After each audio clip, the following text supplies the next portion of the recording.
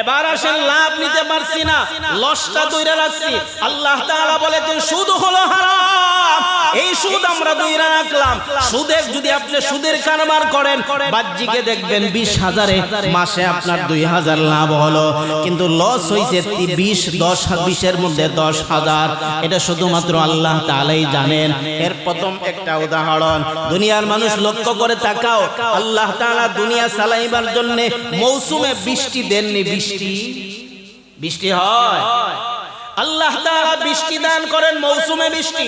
আমি হাদিস বললাম না, কোরআনও বললাম না, বর্তমান বিজ্ঞান বলে একদিনে আল্লাহ তাআলা এই দুনিয়া চালাইবার জন্য, পরিচালনা করার জন্য যে বৃষ্টি আল্লাহ দেন, বৃষ্টি একদিনের বৃষ্টি যদি ওজন করা হয়, এই বৃষ্টির ভিটামিন যদি ওজন করা হয়, এই বৃষ্টির ভিটামিন বাহির করিয়া গোটা দুনিয়ার মানুষকে যদি বন্টন করে দেওয়া হয়, তাহলে একদিনের বৃষ্টির মধ্যে আল্লাহ তাআলা যেই পরিমাণ ভিটামিন দেন, বর্তমান দুনিয়ার 800 কোটি মানুষ আছে, এই 800 কোটি মানুষের 40 দিনের খাবার হয়ে যাবে। কত দিনের খাবার? 40 দিনের খাবার হবে একদিনের বৃষ্টির মধ্যে। যেই পরিমাণ বরকত আল্লাহ তাআলা দান করেন, আমার ভাইরা, ঘুষ খাইলে, সুদ খাইলে প্রথম নম্বর লস হলো আপনার জিন্দেগির আসমানি বরকত বন্ধ হয়ে যায়। এখন আমি শুধু হারামই বললাম, ঘুষ কাহাকে বলা হয় জানার তো দরকার। এখানে আমাদের একটা দুর্বলতা আছে, রাষ্ট্রের একটা দুর্বলতা আছে। সুদ হারাম মেনে নিলাম, হালাল কোনটা এটাও তো সমাজে চালু করা দরকার। সুদ যদি হারাম হয়, হালালটা চালু করে দেন, তাহলে মানুষ তো আর সুদের মধ্যে যায় না। হালালটা চালু হইলে মানুষ তো হারামের মধ্যে যায় না। এটা হলো আমাদের সবচাইতে বড় দুর্বলতা। আমরা বলি সুদ হারাম, কিন্তু হালালটা চালু করি না। কি পরিমাণ হালাল তরিকা আছে ইসলাম এটা জানাও নাই। সুদ হারাম মেনে নিলাম, ঠিক আছে, হারাম, আল্লাহর বিধান মানতেই হবে, কিন্তু হালাল তরিকা যেটা আছে কেন চালু করি না? বাংলাদেশের এমন কোন গ্রাম নাই যেই গ্রামে কয়েকজন বিত্তশালী মানুষ নাই। এরা মিলে যদি সরকারের কাছ থেকে অনুমতি লই একটা ব্যাংক তৈরি করে, এই ব্যাংকের মাধ্যমে যেহেতু প্রশাসন জড়িত থাকবে, এই জন্য মাইরা যাওয়ার কোনো তরিকা নাই। আইডি কার্ড অনলাইন করেন, তার জীবন বৃত্তান্ত অনলাইন করিয়া, তার বডি ল্যাঙ্গুয়েজ সবগুলি পরীক্ষা করার পরে সে যদি শিক্ষিত হয়, ব্যবসা করতে পারবে, হালালটা চালু করে দেন, সুদ এমনি বন্ধ হয়ে যাবে। আপনি বাহিরের দেশে যান, সুদ হারাম এটা তারাও জানে, কিন্তু আমাদের দেশের মতো তারা সুদ নেয় না। এদের সুদের একটা সিস্টেম আছে। আমি চিন্তা কইরা দেখলাম, ইসলামের একটা পরিভাষা আছে, ব্যবসার মধ্যে একটা পরিভাষা, এটার নাম বাইয়ে মুদারাবা। এই মুদারাবার বাংলা হলো আমার সম্পদ আপনার মেহনত, এই আমার সম্পদ আপনার মেহনত, যেই পরিমাণ লাভ হয় আমরা বন্টন করে নিব। এই যে একটা তরিকা, এটা আমরার দেশে নাই। আমরার দেশের যত ব্যাংক আছে, প্রায় প্রত্যেকটা ব্যাংক সুদ ছাড়া চলে না। একমাত্র ইসলামী ব্যাংক ছিল, কিন্তু প্রতিষ্ঠা যিনি ইসলামী ব্যাংক প্রতিষ্ঠা লাভ করছে, এদিন বাংলাদেশ ব্যাংকের মধ্যে দরখাস্ত দিল আমরা সুদ নিব না। 100 কোটি টাকা জামানত দেওয়ার পরে বলল না না আমরা সুদ নিব না। 3 বছর যাওয়ার পরে আবার দরখাস্ত লেখলো, আজ থেকে আমরা সুদ নিব। এর 6 মাস পরে আবার দরখাস্ত লেখলো, বাকি 3 বছর যে আমরা সুদ নিছি না, এটা আবার অগ্রিম ফিরাইয়া দাও। এটার মাধ্যমে প্রমাণ হয় বাংলাদেশে সুদ ছাড়া কোনো ব্যাংক নাই। যাবেন কোথায়? সুদ হারাম, কিন্তু এমন কোন ব্যাংক নাই যার মধ্যে হালাল লেনদেন আছে। তো এখানে আবার 2 প্রকার তারা ঋণ দেয়, সুদ দেয় 2 প্রকার। একটা আছে ব্যবসায়ী, আর একটা আছে মহাজন। দলিল হলো নবীজির জমানায় মহাজন সুদ আসিল, ব্যবসায়ী সুদ আসিল না, সম্পূর্ণ মিথ্যা ভুল কথা। নবীজির জমানায় দুটোই আছিল। যেদিন সুদ হারাম হয়ে গেল, সুবহানাল্লাহ, সাহাবায়ে কেরাম এই পরিমাণ ইসলামকে মানছেন। যেদিন হারাম হয়ে গেল, ওই আরাফার মাঠে আল্লাহর নবীজি দুনিয়া থেকে বিদায় হয়ে যাওয়ার কিছুদিন আগে সাহাবায়ে কেরামকে বলছিলেন, আইয়ামে জাহিলিয়াতের সমস্ত জিনিস আল্লাহ হারাম করে দিয়েছেন, এর ভিতরে একটা আছে সুদের গুনাহ, সুদের কারবার আল্লাহ নিষেধ কইরা দিবেন। আমার বংশের ভিতরে আমার চাচা আব্বাসের সুদের ব্যবসা ছিল, আমি সর্বপ্রথম এই সুদের যত ঋণ বাকি আছে আমি রাসূল আমার পক্ষ থেকে সবাইকে এটা maaf কইরা দিলাম। যেই মাত্র maaf কইরা দিছে, সাহাবায়ে কেরাম বললেন, পয়গম্বর সুদের গুনাহ কি হারাম হয়ে গেল? নবীজি বললেন, হ্যাঁ। না জি, সাহাবায়ে কেরাম হারাম হওয়ার আগে লেনদেন করতেন, সবাই বললেন আমরা maaf করিয়ে দিলাম, একটা টাকা নিব না, সুদের জন্য আমরা দিব না। এখন সুদ আর ব্যবসা দুইটা জিনিস। আল্লাহ তাআলা দুনিয়া তৈরি করার পর আজ পর্যন্ত এই লেনদেন, ব্যবসা বাণিজ্য, এটা মানুষের জন্য জরুরি অপরিহার্য বিষয়। ব্যবসাকে আল্লাহ হালাল কইরা দিয়েছেন। ব্যবসা হলো আমি আপনার কাছ থেকে একটা জিনিস কিনলাম টাকা দিয়া, আমি টাকা দিলাম, আপনি জিনিস দিলেন, এটার নাম ব্যবসা। যেমন আমি আপনার কাছ থেকে আলু খরিদ করলাম, আমি আপনাকে টাকা দিলাম, এটার নাম ব্যবসা। আমি আপনার কাছ থেকে কাপড় খরিদ করলাম, আমি আপনাকে টাকা দিলাম, এটার নাম ব্যবসা। আর সুদ বলা হয় টাকা দিয়া টাকা, জিনিস দিয়া জিনিস। যেমন আমি আপনাকে একটা কাপড় দিলাম, বিনিময়ে আপনার কাছ থেকে ভালো একটা কাপড় নিয়ে আসলাম, এটাও সুদ। টাকা দিলাম 20,000, মাস পরে 2,000 লাভ দিবেন, এটা সুদ। টাকা দিলাম আপনার 1 লক্ষ টাকা, 1 বছর পরে 10,000 দিবেন, এটাও সুদ। অর্থাৎ জিনিস যদি এক রকম হয় আর বিনিময় করতে গিয়ে যদি বেশ কম হয়, এটার নাম সুদ। এটার মধ্যে লাভ নাই। কেমনে লাভ নাই? ধরেন আপনার কাছে আলু আছে দেশিটা, আমি ডায়মন্ড দিলাম, দিয়া বললাম ভাইজান দেশি আলু নেন, ডায়মন্ড আলু আমাকে দেন, কারণ দেশি আলু 1 কেজি দিলে ডায়মন্ড 5 কেজি পেয়ে যাইব। দুই কিন্তু আলু আপনার কাছে ছিলই 5 কেজি, আমার কাছে 1 কেজি। এখন আপনি 5 কেজি তো দিবেন, আপনারটা আরো কমছে, এখন 5 থেকে 1 কেজি আইছে। যেহেতু আপনি এখন আমাকে 5 কেজি দিবেন, আর আমি যে 1 কেজির মালিক ছিলাম এখন আরো ডাবল হইছে, মানে 5 কেজির মালিক হইছি। তো সুদের সিস্টেমটা হইলো, যে বড় লোক এ আরো বড় হয়, যে টাকাওয়ালা এ আরো বড় হয়। যেমন আমি আপনাকে 20,000 টাকা দিলাম, ভাই 1 মাস পরে আপনি আমাকে 5,000 টাকা লাভ দিবেন। টাকার দরকার আপনার, ঠিক আছে, আপনি গরিব, এখন আপনাকে দিয়ে দিলাম। আপনি 1 মাস পরে আরো 5,000 কোথা থেকে দিবেন? এমনি তো আপনার কাছে টাকা নাই, এখন 20 দিলেন, 5 দিলেন, গরিব যে ছিলেন আরো গরিব হইলেন। এই জন্য সুদ হইল হারাম, আর ব্যবসা হইল মানুষের জরুরত দূর হয়। ধরেন আপনার কাছে চাউল আছে, আমার কাছে টাকা আছে, আমি চাউলের জন্য গরিব, আপনি টাকার জন্য গরিব, আমার টাকা আপনাকে দিলাম, আপনার চাউল আমাকে দিলেন, এইটার মধ্যে বরকত হয়, এটার মধ্যে এটা হালাল, এটার মধ্যে বরকত হয়। এই জন্য আল্লাহর পয়গম্বর বলতেছেন যে মানুষকে রুজির যত তরিকা আছে, এই তরিকার ভিতরে 10 ভাগের 9 ভাগের বরকত আল্লাহ ব্যবসা বাণিজ্যের মধ্যে দান করেন। এই জন্য আমার আল্লাহ তাআলা বলেন, ইয়া আইয়ুহাল্লাযীনা আমানুত্তাকুল্লাহা ওয়া যারু মা বাকিয়া মিনার রিবা। ও দুনিয়ার মানুষ, সুদের গুনাহ ছাইরা দাও। এই সুদের গুনাহ ছাড়ার আগে আল্লাহ তাআলা বলেছেন, আল্লাহ তাআলাকে ভয় করো। এই ভয়ের বাংলা অর্থ হলো মহব্বত ভিতরে ঢুকাও। একটা হলো আল্লাহ তাআলার বিধান মানলায়, আরেকটা হলো বিধানও মানছো, আবার মহব্বত সহিত বিধান মানলায়। বান্দা যখন মহব্বতের সহিত আল্লাহ তাআলার বিধান মানে, তখন এই বিধান মানা তাহার জন্য সহজ হয়ে যায়। সে যখন তার মনে মনে ঢুকায়, আল্লাহ আমাকে বলেছেন এত বড় মহান আল্লাহ, গোটা দুনিয়ার মালিক, আমার মতো সামান্য একজন ব্যক্তিকে বলেছেন এটা করার জন্য, বোঝা গেল আল্লাহর মহব্বত আমার প্রতি আছে। এই যে একটা মহব্বত বান্দার ভিতরে ঢুকে যায়, এই মহব্বতের কারণে বান্দার যদি কোনো ত্রুটি বিচ্যুতি হয়, মহান আল্লাহ তাআলা মুহূর্তের ভিতরে মহব্বতের খাতির এইগুলি মাফ কইরা দেয়। কথায় কথা লম্বা হয়ে যায়। নবীজির একজন সাহাবীর নাম সালাবা ইবনে হাতিব আল আনসারী, ওনার বাড়ি হলো মদিনায়। নবীজির কাছে আয়েশা বললেন, ও পয়গম্বর, আমার জন্য দোয়া করো, আমি যেন বড় লোক হয়ে যাইতে পারি।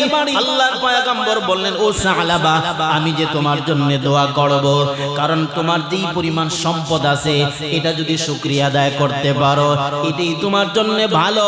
এই পরিমাণ সম্পদ হওয়ার চাইতে যেই পরিমাণ সম্পদ হইলে তুমি শুকরিয়া আদায় করতে পারবা না। এই সাহাবী এই কথা শোনার পরে চলে গেলেন। এইভাবে 15-20 দিন হয়ে গেল। 15-20 দিন পরে এই সাহাবী আবার আগমন করলেন। আয়েশা বললেন, পয়গম্বর আমার জন্য দোয়া করো, আমি যেন বড় লোক হয়ে যাইতে পারি। পয়গম্বর বললেন, নবীজি বললেন, ও সালাবা, আমি নবীর তরিকা কি তোমার কাছে ভালো লাগে না?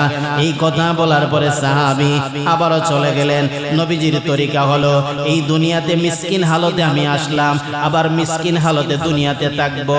হাশরের ময়দানে আল্লাহ তাআলা যেন মিসকিন হালতে আমাকে উঠায়। এর ব্যাখ্যা এইটা নয় যে আমরা বড় লোক হব না, অবশ্যই আমরা বড় লোক হব। কারণ পয়গম্বর যেই তরিকা আমাদেরকে শিক্ষা দিয়েছেন, এই তরিকায় নবীজির একজন সাহাবীর নাম মদিনায়, ওনার বাড়ি ছিল মক্কায়। হিজরত করিয়া মদিনা শহরে যাওয়ার পরে পয়গম্বর ওনাকে আরেকজন সাহাবীর বাড়িতে লজিং বাড়ি বানায় দিলেন। কিন্তু ওই সাহাবী ব্যবসা বাণিজ্য করার পরে এই পরিমাণ সম্পদের মালিক হয়েছিলেন। বর্তমান দুনিয়ার সবচেয়ে বড় ধনী ইলন মাস্ক। ইলন মাস্কের যেই পরিমাণ সম্পদ আছে, নবীজির ওই সাহাবীর সম্পদ ছিল ইলন মাস্কের চাইতে 3 গুণ বেশি। ইলন মাস্কের যেই পরিমাণ সম্পদ, নবীজির সাহাবীর সম্পদ এর চাইতে 3 গুণ বেশি ছিল। আফ্রিকার একটা দেশের নাম মালি। ওই মালির একটা রাজার নাম ছিল মানসা মুসা। আজ থেকে 800 বছর আগে এই মুসলমান রাজা হজ করার জন্য বাইতুল্লাহর দিকে রওনা দেয়। মিশরে আসার পরে মিশরের রাজা বলছিলেন, ও মানসা মুসা, আল্লাহর ওয়াস্তে আমাদেরকে একটু সাহায্য করেন না। শুধুমাত্র এই কথা বলছিলেন। ওই মানসা মুসা মিশরকে এই পরিমাণ সাহায্য করছিলেন, একদিনের ভিতরে মিশরের স্বর্ণের দাম সর্বনিম্ন লামায়া দিছিলেন। জোরে সুবহানাল্লাহ বলে। এই পরিমাণ দান করলেন, পুরা মিশরের অর্থনৈতিক 10 লাখ না গেছে। ওনার এই পরিমাণ স্বর্ণ আজ পর্যন্ত পৃথিবীর কোন দেশ মজুদ করতে পারে নাই। বর্তমান আমেরিকার যে স্বর্ণ মজুদ আছে, এই স্বর্ণের পরিমাণ হলো 8133.36 টন। 46 টন স্বর্ণ আছে আমেরিকার মজুদ।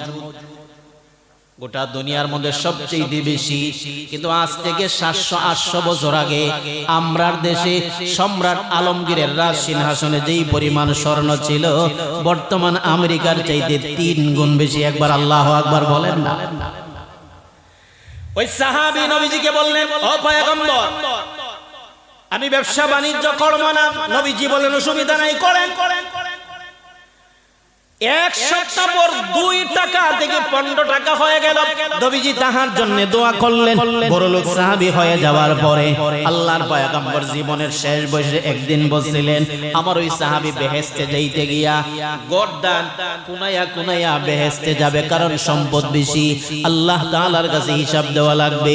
এই কথা শোনার পরে ওই সাহাবী বললেন, আমি এইভাবে জান্নাতে যাইব, হইতে পারে না। এই জন্য ওনার যা সম্পদ ছিল মুহূর্তের ভিতরে আল্লাহর ওয়াস্তে দান কইরা দিছে। সালাবা ইবনে হাতিব বললেন, পয়গম্বর আমার জন্য দোয়া করো, আমি যেন বড় লোক হয়ে যাইতে পারি। নবীজি বললেন, ও সালাবা, আমি নবীর তরিকা তোমার কাছে কি ভালো লাগে না? এই কথা বলার পরে সালাবা বিদায় হয়ে গেল। নবীজির কাছে আর দোয়া চায় নাই। আরো 1 মাস পরে আবারও আসলেন। আয়েশা বললেন, ও পয়গম্বর আমার জন্য একটু দোয়া করেন, আমি যেন বড় লোক হয়ে যাইতে পারি। এবার পয়গম্বর 3 দিন ফিরিয়ে দিয়েছেন। 3 নম্বর দিন নবীজির ফিরিয়ে দিলেন না। সাহাবীর জন্য দোয়া করে ফেললেন, আল্লাহুম্মা বারিক ফি মালে সালাবা, ও রব্বুল আলামিন আমার সালাবার মালের মধ্যে আপনি বরকত দান করেন। নবীজি যেই মাত্র দোয়া করেছেন মুহূর্তের ভিতরে দোয়াটা কবুল হয়ে গেছে। এমন ভাবে দোয়াটা কবুল হয়েছে, কিছু দিনের ভিতরে ওই সালাবা বেড়া লালন পালন করতেন, দুম্বা। কিছু দিনের ভিতরে এমন দুম্বা হয়ে গেছে যে ওনার বাড়িতে জায়গা হয় না। এই বাড়িঘর বিক্রি করিয়া দুম্বা রাখার জন্য ওনার নিজ বাড়ি থেকে অনেক দূরে চইলা গেছে। অনেক দূরে চইলা যাওয়ার পরে এখন তো মসজিদে নববীতে 5 ওয়াক্ত নামাজে আসা যায় না। এখন সাহাবী পড়ছেন বিপদে কি করবেন, অনেক দূরে হওয়ার কারণে মাগরিব, আসর, এশার নামাজে আসতে পারেন না, শুধুমাত্র যোহর আর ফজরের নামাজে আসেন। পয়গম্বর সাহাবীদেরকে বললেন, সাহাবীরা আমার সালাবা কোথায়, উনি কেন নামাজে আসেন না? সাহাবীরা বললেন, পয়গম্বর আপনার সালাবা এই পরিমাণ দূরে গেছেন যেখান থেকে আসতে কষ্ট হয়। নবীজি দোয়া করলেন, ওয়াইলাকা ইয়া সালাবা, ও সালাবা তোমার জন্য ধ্বংস। তুমি তো আগে আমি বলেছিলাম এই সম্পদ তোমার জন্য জরুরি না, তুমি সম্পদের হক আদায় করতে পারবা না।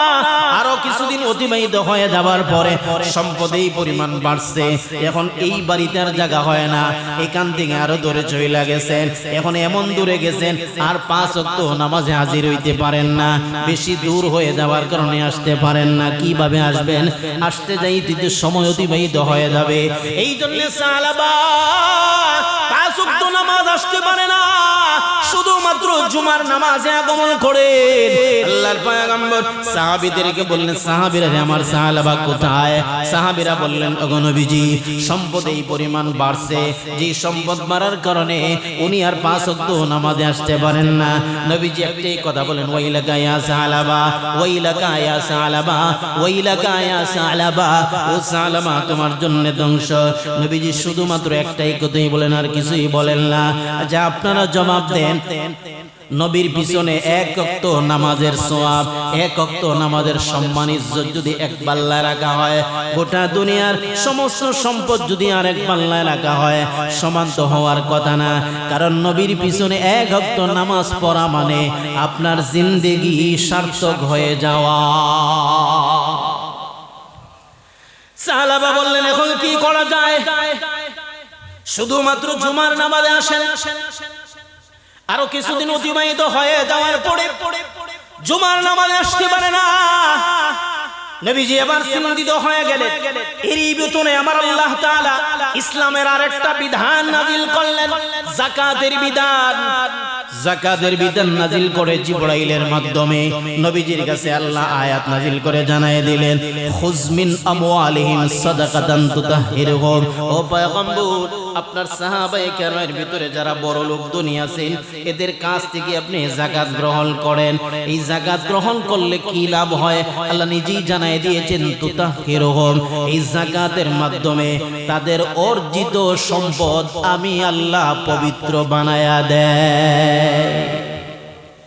এমন পবিত্র, যেই পবিত্রর কারণে পরকালে কোনো মামলা নাই, মোকদ্দমা নাই।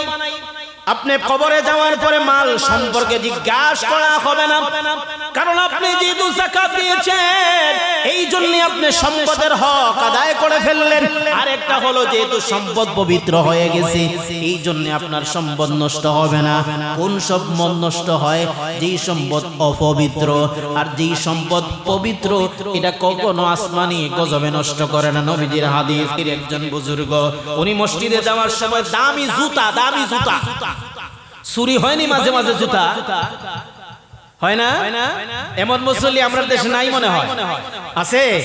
তাহলে শুনেন, এই হুজুর মসজিদে যাইতে ওনার দামি জুতা, ওই ব্রিটিশ আমলের আগে ওনার জুতার দাম এই জমানায় ছিল 2 দিনার, বর্তমানে 4 লক্ষ টাকা। 2 দিনার 4 লক্ষ। ইমামে আবু আজম আবু হানিফা গায়ের যে পোশাক ব্যবহার করতেন এটার দাম ছিল 30 দিনার, বর্তমানের দাম প্রায় 70 লক্ষ টাকা। সম্পদওয়ালা ছিলেন না? ছিলেন। আল্লাহ দিবেন তরিকা, নিতে পারি নাই, দুঃসামরা।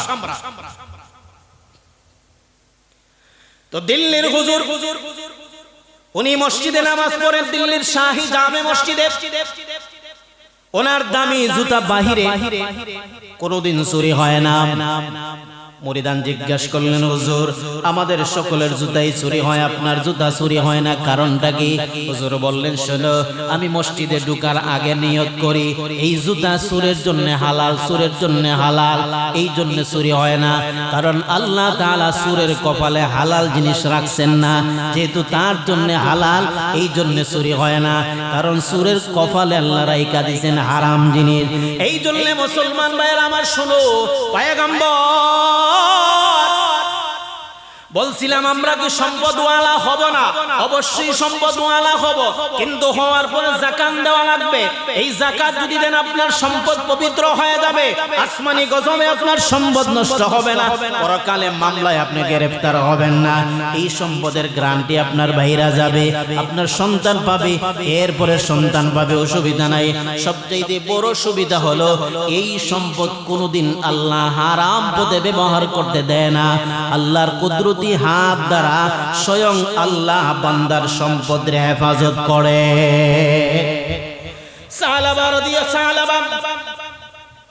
এবার তো জুমার নামাজে আসেন না, আল্লাহর পক্ষ থেকে আয়াত নাযিল হয়ে গেল, ও পয়গম্বর সাহাবীদের কাছ থেকে যাকাত আপনি আদায় করেন। নবীজি যাকাত আদায় করা আরম্ভ করলেন। দুইজন সাহাবীকে বললেন, যাও সাহাবার দরবারে যাও। নবীজি একটা চিঠি লেখা দিলেন, সাহাবাকে গিয়ে বলবা আল্লাহ তাআলা সম্পদের উপর যাকাত ফরজ কইরা দিবেন, সে যেন যাকাত আদায় করে। ওই দুই সাহাবী বহু দূরে সাহাবার কাছে যাওয়ার পর পয়গম্বরের চিঠি যেই মাত্র দিলেন, দেওয়ার পরে তার চেহারা একেবারে কালা হয়ে গেল। সে বলে, ইন্না লিল্লাহ, এটা তো সরকারি ট্যাক্সের মতো মনে হয়, এটা আবার যাকাত কেমন করে হলো? এরপরে বলল, ঠিক আছে তোমরা যাও, আমি চিন্তা ফিকির কইরা দেখি যাকাত দিতে পারবো কিনা। সে যাকাত দিলই না।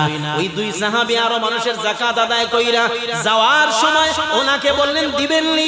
সাহাবা বললেন, যাও, 2-3 দিন পরে আমার যাকাত নিয়ে নবীজির দরবারে আগমন করব। এই কথা বলিয়া দুইজনকে বিদায় করে দিল। এইদিকে সাহাবা কিছুদিন পরে নবীজির দরবারে যাকাত কয়েকটা নিয়ে আসছেন। এর আগে মহান আল্লাহ তাআলা নবীজির কাছে জানায় দিলেন, ও পয়গম্বর আপনি জানায় দেন কো এই সাহাবার যাকাত আপনি গ্রহণ করতে পারবেন না। মহান আল্লাহ তাআলা বলেন, ওয়া মিনহুম মান আহাদাল্লাহ লাইন আতানা মিন ফাদলিহি লানাসতাকান্না ওয়া লানাকুনান্না মিনাস সালিহিন। ও পয়গম্বর, মানুষের ভিতরে কিছু মানুষ আছে, এরা আল্লাহ তাআলার সাথে ওয়াদায় আবদ্ধ হয়ে যায়, ও মালিক আপনি যদি আমাকে বড় লোক বানায় দেন তাহলে আপনার সম্পদের হক আদায় করব।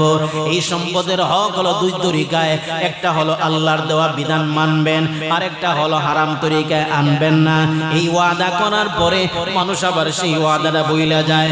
এরপরে আল্লাহ তাআলা বলেন, ফালাম্মা আতাহুম মিন ফাদলিহি, আমি আল্লাহ যখন বড় বানায় দিলাম, বাখিলু বিহি ওয়া তাওয়াল্লাউ ওয়া হুম মুরিদুন, দেওয়ার পরে মুখ ফিরায় নিল। এই জন্য আমরা যারা এই দুনিয়াতে বর্তমানে বসবাস করি, সব সময় রব্বুল আলামিনের দরবারে দোয়া করা, আয় আল্লাহ হালাল তরিকায় বড় লোক বানাইবেন। কিন্তু যদি আমি ঘটনাক্রমে বড় লোক হয়ে যাই, আপনার বিধান যেন না বলি, আপনার বিধান যেন আমরা না বইলা যাই, এই তৌফিক আল্লাহ সব সময় আমাকে দিবেন। তাহলে মুফাসসিরিনে কেরাম বলেন, এই মানুষটা যদি এই দুনিয়াতে সম্পদশালী হয়ে যায়, মহান আল্লাহ তাকে এই সম্পদের হক আদায় করার তৌফিক দিবেন। এবার আসি মূল কথায়, আল্লাহ তাআলা সুদ হারাম করার আগে আমাদের জমানায় কত তরিকায় যে সুদ আসতেছে একমাত্র আল্লাহ তাআলাই জানেন। কারণ আমার পয়গম্বর এটা আগেই বলে দিয়েছেন যে কিয়ামতের আগে এমন একটা জমানা আসবে যে পৃথিবীর এমন কোন মানুষ বাকি থাকবে না যার শরীরে সুদের গন্ধ লাগে নাই। নবীজির কথা বর্তমান 2025 সালে হারে হারে 100 to 100 মিয়া ফিল মিয়া মিলে গেছে। আমরা প্রত্যেকেই সুদের সাথে জড়িত। তার তরিকা দুইটা, একটা হলো আমার গায়ে যে জামা আছে, জামায় যেই রং মারা আছে এটা অ্যালকোহল। আমরা তো বলি খালি সেন্টের মধ্যে যে অ্যালকোহল এটা হারাম, জামায় যা আছে অ্যালকোহল ছাড়া তো রং মারতে পারবে না। ঈদ এখানে কি ফতোয়া দিবেন? খাইছেন নি দরা? আমাদের দেহে যে পোশাক আছে প্রত্যেকটা পোশাকে রং বার আছে। এই রং অ্যালকোহল ছাড়া হয় না। অ্যালকোহল এক হারাম, দ্বিতীয় নম্বর পৃথিবীর যত দেশের এক দুইটা দেশ বাকি আছে, যেমন পাকিস্তান। পাকিস্তানের একটা দেশের নাম আছে মিজান। এই মিজান ব্যাংকের লেনদেন দেখলাম সম্পূর্ণ সুদ মুক্ত। মালয়েশিয়া একটা ব্যাংক আছে, এটার নাম ইসলামী ব্যাংক। এইটাই লেনদেন আমি ইন্টারনেটে দেখলাম, সরজমিনে দেখতে পারি নাই। সম্পূর্ণ লেনদেন সুদ মুক্ত। তো বাংলার জমিনে কোনো ব্যাংক নাই, অথচ বাংলার দেশ মুসলিমের দেশ, ইসলামী আইন নেই। কিছুদিন আগে করোনা গেছে না, এই করোনায় বিশ্বের প্রায় সব দেশে প্রত্যেকটা ব্যবসায়ীরে তারা ঋণ দিছে বিনা লাভে, বিনা সুদে দিছে। আমরা দেশে দিছে অসম্ভব ব্যাপার। আমরার দেশের যত ব্যাংক আছে সবগুলি বাটপারের গোরের বাটপার। একটা ব্যাংক দেখাইতে পারবেন না মানে দেশের জন্য কাজ করে, জনগণের জন্য কাজ করে। যত ব্যাংকওয়ালা আছে প্রত্যেকটা ব্যাংকওয়ালা বাটপার। কারণ এদের ব্যাংকে যত টাকা আছে সবগুলি ফাব্রিকের, যেমনি মনে চায় তেমনি ব্যবহার করে। অথচ ব্যাংকে যে আমরা টাকা রাখি এটার তরিকা হলো দুইটা, বাঁচবেন কেমনে সুদ থেকে। একটা হলো সেভিং, আর একটা কি জানি আপনারা বলেন কারেন্ট। সেভিং মানে কি? আমানত। আমানতের বাংলা অর্থ কি? আমি আপনার কাছে 20 টাকা আমানত দিলাম, এটা তো লাড়তে পারবেন না। যেইভাবে আছে সেইভাবে রাখতে হবে। তো আমরার দেশের যত সেভিং এর কি আছে, সেভিং যত অ্যাকাউন্ট আছে, আমরা তো সবাই আমানত রাখলাম। বলেন তো কোন ব্যাংকে আমার রাখা টাকা ফেরত দেয় না? তারা ব্যক্তিগত কাজে ব্যবহার করে। আর দেশের যত মূল্যবান সম্পদ আছে আমার টাকা দিয়া, আপনার টাকা দিয়া তারা বড় বড় বিল্ডিং এর মালিক হয়, দেশের মালিক হয়। হইলেও অসুবিধা নাই, কিন্তু পাবলিক রে বিনা সুদে ঋণটা দিলে অসুবিধাটা কি? পাবলিক রে বিনা সুদে ঋণটা দিলে অসুবিধাটা কি? হালাল তরিকা তো আছে। তরিকাটা কি? ব্যাংকে টাকা দিব, আপনি ব্যবসা করবেন, ব্যবসা কইরা যে লাভ হয় এইটা 4% আপনি নেবেন, 10% ব্যাংকে দিবেন, অর্থাৎ দুই দলে সমঝোতা কইরা। এটা তো হালাল তরিকা, এটা তো ইসলামের তরিকা। এইটা দেও না কেন? এরপরে ব্যবসা করতে গিয়া যদি কোনো মাইর হয়, দেউ নিয়ে যদি হয়ে যায় ব্যক্তি, তাহলে নিয়ম হইল সে আর ব্যাংক মিলিয়া এটারে কাবার দিবেন। ব্যাংক এটার মধ্যে রাজি নাই, সুদ বরাবর আমরা টাকা দিব, আপনি যা মনে চায় তা করেন, আমাদেরকে লাভ দিতে। এরাও তো শিক্ষিত নাকি আমার মতো শিক্ষিত? দেশের সর্বোচ্চ ডিগ্রিধারী এরা। আমাদের কোথায় হাত দেওয়া হয়েছে আপনারা বুঝেন না, জানেন না।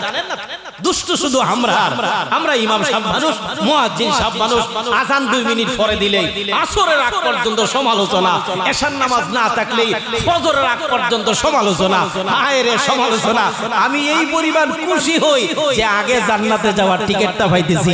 কারণ যত সমালোচনা হবে এ বেচারার যত সওয়াব আছে একবারে মাগনা আমার আমলনামায় আসতেছে। মাগনা। ইমামে আজম আবু হানিফা এক বেচারার প্রতিদিন 10 টাকা হাদিয়া দিতেন। তো কিছুদিন যাওয়ার পরে হাদিয়া বন্ধ হয়ে গেছে। এই বেচারা ইমাম আবু হানিফার বাড়িতে এসে বললেন, হুজুর আপনি এখন যে আমাকে হাদিয়া দেন না, কারণটা কি? আবু হানিফা বললেন, আপনি যেদিন থেকে আমার সমালোচনা বন্ধ করছেন এদিন থেকে হাদিয়া দেওয়া বন্ধ। বলে কেন? বলে যেতদিন সমালোচনা করছেন আপনার সওয়াব তো মাগনা আমি পাইছি, এইজন্য টাকা দিলাম। কারণ আমার আমল ছাড়া কিছু সওয়াব পাইছি, এটা তো এমনি দেওয়াটা দরকার, এই জন্য হাদিয়া দিছিলাম। আমার ভাইরা, আমার মুসল্লিয়ানে কেরাম, আমার মায়ের বাবাজিরা, কোন জায়গায় দেশে হাত দেওয়া হয়েছে আপনারা তো কিছুই জানেন না, একটু ফিকির করেন না। এটা নিয়ে টেনশন করার কোনো মাথা ব্যথাও নাই। কারণ আপনি আমার একই অবস্থা।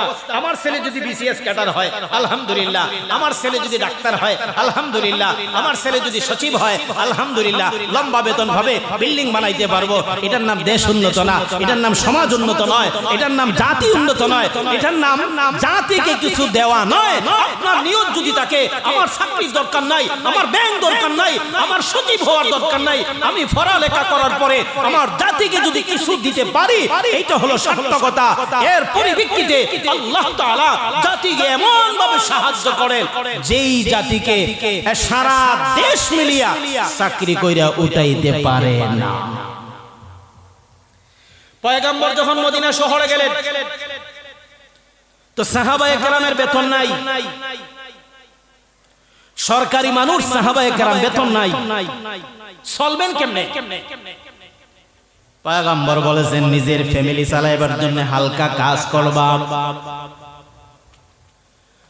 সামান্য পরিমাণ ব্যবসা করার পরে যেই পরিমাণ লাভ হয় এটা দিয়ে ফ্যামিলি চালাইবা। এর বিপরীতে এই দেশ আমরা সকলে মিলে যদি উঠাইতে পারি তখন দেখবা কি পরিমাণ আল্লাহ তাআলা দান করেন। মাত্র 8 বছরের মাথায় সাহাবায়ে কেরাম দেশের জন্য কাজ করতেন, সবাই গরিব, সম্পদ কিছুই নাই, কিন্তু 8 বছর পরে খায়বার এলাকা বিজয় করার পরে আল্লাহ তাআলা এমন ভাবে দিবেন একসাথে মদিনার সমস্ত সাহাবীকে আল্লাহ ধনী বানায় দিবেন। জোরে সুবহানাল্লাহ বলেন। ধরেন বর্তমান আমেরিকা, সে আপনার পকেট থেকে টাকা নেওয়ার দরকার নাই, গবেষণা করতে করতে 200 বছর গবেষণা করলো, এখন এমন একটা অস্ত্র বানায় যেই অস্ত্র বিক্রি করলে আপনার বাংলাদেশের 1 বছরের বাজেটের সমান হয়ে যায়। কি চাকরি করলেন? এই জন্য গবেষণা করেন, চিন্তা করেন, ফিকির করেন, চাকরি বাকরি দূরে ফালান। আল্লাহ 50 বছর পরে এমন দেওয়া দিবেন যে আপনি আমার মতো মানুষ 500 বছর চাকরি করার পরে এই পরিমাণ অর্জন করা সম্ভব না। তার বাস্তব উদাহরণ হলো বর্তমান ইউরোপ কান্ট্রির প্রায় প্রতিটা দেশ। আমরা যদি একটা বন্দুক কিনতে হয় ডলার দিয়া কিনতে হয়, আমার 1 বছরের বেতন একটা বন্দুকের দাম, তাহলে সচিব হইয়া লাভ হইল কি, ডিসি হইয়া লাভ হইল কি? হ্যাঁ, এগুলি দরকার আছে দেশ চালাইবার জন্য। এরা চালাবে যারা ধরেন ছাত্র, যারা একবারে সর্বনিম্ন ফার্স্ট ক্লাসের নিচে, যারা এরা দেশ চালাবে। আর যারা উপরে আছে দেশ নিয়ে গবেষণা করবে, তখন সময় দেখবেন কেমনে উন্নত হয়। সুদের ওয়াজ দিবেন ভালো কথা, সুদ হারাম এটা আমি জানি, আপনিও জানেন। হালাল তরিকা কোনটা এটা তো বাহির করা লাগবে।